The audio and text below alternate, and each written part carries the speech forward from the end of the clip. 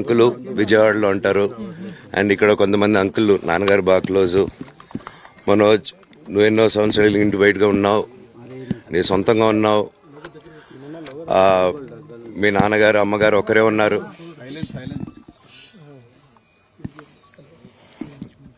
మీ నాన్నగారు అమ్మగారు ఒకరే ఉన్నారు. మీ అన్నయ్య ఏమో దుబాయ్కి షిఫ్ట్ అయిపోయాడు ఫ్యామిలీతో. మీ వైఫ్ ప్రెగ్నెంట్గా ఉంది. తనకి తల్లిదండ్రులు లేరు. తనకి ఇప్పుడు మీ అమ్మ అవసరం ఉంది, పెద్దోళ్ళ అవసరం ఉంది. నువ్వు అక్కడే ఎలా చూసుకుంటావు అంటే, నాకు ఆ రోజు మా భార్య కూడా ఒకసారి వాళ్ళు అన్నీ చెప్తున్నారు కదా, ఎందుకండి ఒకసారి వినండి అంటే, సరేమ్మా నీకోసం వస్తాను అని చెప్పి మళ్ళీ తిరిగి రావడం జరిగింది. అండ్ నేను ఈరోజు నా గురించి ఆరోపణలు వేస్తున్నారంటే అది నేనేం చెప్పలేను. ఓన్లీ మీకు ఆధారాలు మాత్రమే చూపించగలుగుతాను. ఇప్పుడు వాళ్ళు చెప్పి నేను చెప్పి ఇది కరెక్ట్ కాదండి, నేను ఎప్పటి నుంచో కూర్చొని మాట్లాడదాం అంటున్నాను.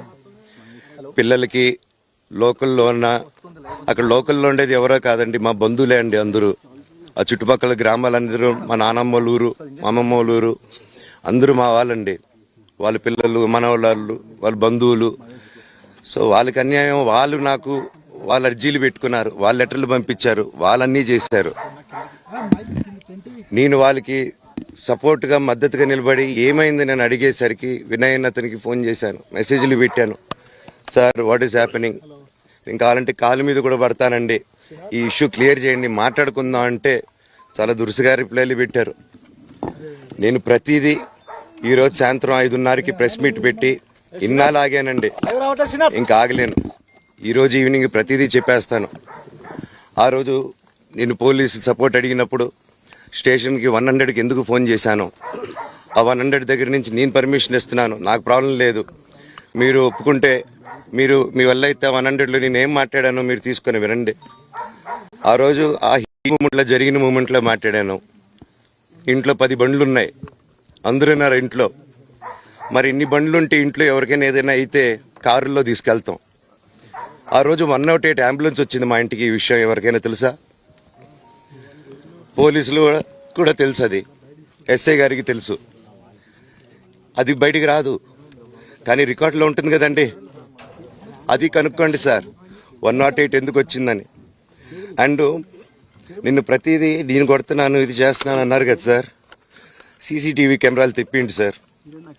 నేను కిరణ్ని, విజయ్ని ఇమ్మీడియట్గా తీసుకొని యాక్షన్ తీసుకోండి, వాళ్ళే దొంగతనం చేశారని చెప్పాను. ఆ కిరణ్ నిన్న మా ఇంట్లో మొన్న చెప్తే నేను చూసుకుంటా అన్నారు. నిన్న మా ఇంట్లోనే తిరిగాడు.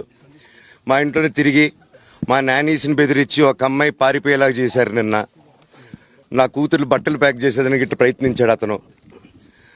అప్పుడు నేను కంగారుగా అప్పుడు డీజీ ఆఫీసులకి వెళ్ళి, భయం వేస్తుందండి పిల్లల జోలికి వెళ్తే, ఎవరికి ఇది. నేను అందుకే నాకు మా నాన్న దేవుడండి.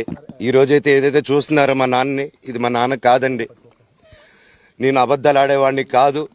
నా గురించి మీరు ఎవరినైనా ఎంక్వైరీ చేసుకోండి, నా ఫ్రెండ్స్ని అడగండి. నాకు చిన్నప్పటి నుంచి ఉన్న స్నేహితులు ఒక్కొక్కరు వేరే వృత్తిలో ఉన్నారు, వాళ్ళు సొంతంగా కాళ్ళ మీద కష్టపడిన వాళ్ళే అండి. అండ్ నేను కూడా నా సొంతంగానే వచ్చాను, కానీ ఏ రోజు ఇది చేయండి అది చేయండి అని అడిగింది లేదు. అండ్ ప్రతిదీ నేను సాయంత్రం వచ్చి మీకు ఎక్స్ప్లెయిన్ చేస్తాను. దయచేసి కోఆపరేట్ చేయండి. థ్యాంక్ యూ మీరు అందరూ ఉన్నందుకు. విజయ్ అనే వ్యక్తి నిన్న అంత చెప్పిన తర్వాత కూడా మా ఇంట్లోనే నన్ను కొట్టేటప్పుడు అతని కారు ఉంది, వెనకాల నుంచి అలా వెళ్ళిపోయారు అందరూ ఉండగానే. మీరు అతని కారు నంబరు, అతని సిగ్నల్ని దయచేసి ట్రాక్ చేయండి. అన్ని కంప్లైంట్లు పెట్టిన తర్వాత కూడా మా ఇంట్లో ఎందుకున్నాడు ఆ దొంగ, మీరు దయచేసి ఇది ఇమీడియట్గా చేసుకోండి. నేను సాయంత్రం లోపల ఒకసారి